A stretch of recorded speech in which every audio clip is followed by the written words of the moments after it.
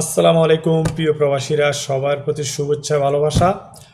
আজকের বিষয়টা হচ্ছে আমরা কি যারা আমরা প্রবাসে আছি, আমাদের একটাই দাবি, সবাই এ দাবির পক্ষে জোরালোভাবে আওয়াজ তুলুন এবং সবাই কথা বলুন যে আমাদেরকে বর্তমান সরকারের কাছে আমাদের দাবি, আমাদেরকে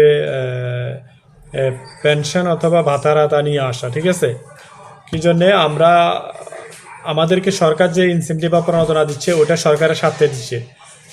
তারা আমাদেরকে অ্যাপ্রোচ করতেছে, আমাদেরকে উৎসাহ দিচ্ছে এই ইনসেন্টিভের মাধ্যমে যে আপনারা রেমিটেন্স পাঠান। যে রেমিটেন্সটা আমাদের যে প্রণোদনা দিচ্ছে আমাদের 8%, ওটা আমাদের কোনো কাজে আসতেছে না। আমরা এখান থেকে পাঠাচ্ছি, ওটা যাদেরকে পাঠাইছি ওরা ওদের ওদের ওরাই খাচ্ছে বা ওদের কাছে ওদের প্রয়োজনে সেটা খরচ হচ্ছে, কিন্তু আমাদের জন্য কোনো সেভিং নেই। আমিও দেখেছি মধ্যপ্রাচ্যে অনেক প্রবাসী আপনার 60-70 বছর বয়স হয়ে গেছে, এখন পর্যন্ত বাংলাদেশে যাওয়ার জন্য সাহস করতেছে না। ওটার একটাই কারণ, তার কাছে কোনো সেভিং নেই।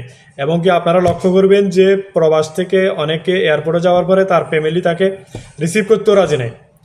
কেন? প্রবাসীরাও তাদের ফ্যামিলিরাও তাদেরকে সাপোর্ট করতেছে না, কারণ তার কাছে কোনো সেভিং নেই এবং সে একদম নিঃস্ব হয়ে গেছে। এই জন্য আমরা বর্তমান সরকারের কাছে সবাই দাবি তুলুন যে আমাদেরকে পেনশনের আওতায় নিয়ে আসা, বিশেষ করে যারা 20 বছরের উপরে বা 15 বছরের উপরে, তাদের জন্য একটা লিস্ট করে তাদেরকে ওই প্রবাসীদের পেনশনের আওতায় নিয়ে আসা আমাদের এটা সবার দাবি করা উচিত। এবং সেই দাবির পক্ষে জোরালো আওয়াজ তুলুন, যাতে বর্তমান সরকারের কর্তৃপক্ষের কাছে এই আওয়াজটা পৌঁছায় এবং আমাদের দাবির পক্ষে সবাই একমত হয়ে সবাই দাবি তুলুন এবং তারা যেন এই দাবিটা মেনে নেন।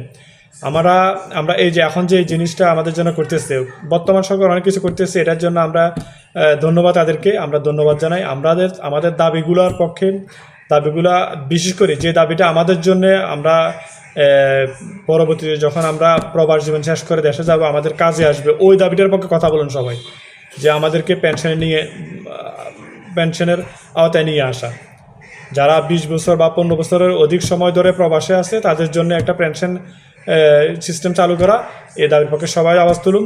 ধন্যবাদ, সবাইকে শেয়ার করুন এবং সবাইকে জানার সুযোগ করে দিন। ধন্যবাদ। আসসালামু আলাইকুম।